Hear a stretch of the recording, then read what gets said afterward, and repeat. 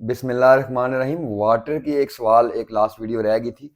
Water का सवाल एक यूएचएस में आया हुआ है कि एक पानी है, पानी का सैंपल आपने लिया है डेफिनेटली, तो 5 कोलीफॉर्म उसमें ऑर्गेनिज्म पाए गए हैं।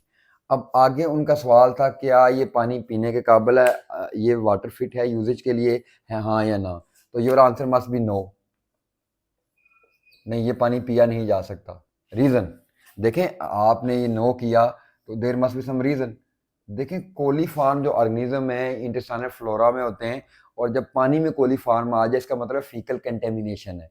इंटेस्टाइन में कोलीफॉर्म है ना, फिसिस के थ्रू ट्रांसफर करेगा, तो फीकल कंटेमिनेशन है, तो वो पानी आप नहीं पी सकते। रीज़न भी देनी है आपने, ये इसकी जस्टिफिकेशन है कि there is faecal contamination, that's why we can't use this water. ये आपका 2 नंबर हो गए। अब उसने एक सवाल किया जी, टैप से आपने पानी का सैंपल लेना है, कैसे लेंगे।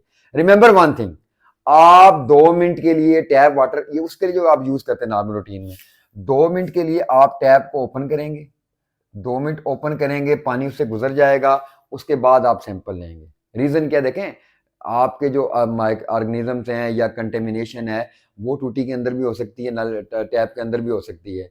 दैट्स वाई आप हो सकता है कि आपका वाटर टैंक जो है वो आपने क्लीन किया हो लेकिन टैंक ना किया हो, इसकी वजह से वो प्योरिटीज ना हो या इम्प्योरिटीज आ जाए तो सैंपल गलत होता है। सिंपल सी बात याद रखें, 2 मिनट आपने टैप खोलनी है, 2 मिनट खोलने के बाद आपने सैंपल लेना, दैट्स फाइन। ये उस टैप के लिए जो आप रूटीन में यूज करते हैं। एक टैप ऐसा है जो आप रूटीन में हो सकता है यूज ना करते हो, उसके लिए क्या है, यू मस्ट स्टेरिलाइज। अगर आप रूटीन में आप यूज नहीं करते तो आपने स्टेरिलाइजेशन करनी है।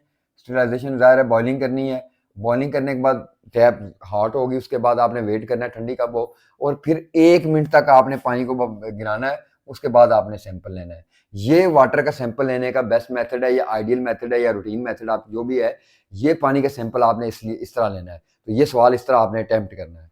अब उसके बाद सवाल है जी, हार्डनेस ऑफ वाटर क्या होती है। देखें, हार्डनेस ऑफ वाटर क्या है।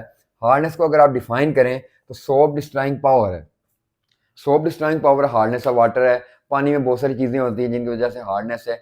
4 चीज़ें आपने याद रखनी है।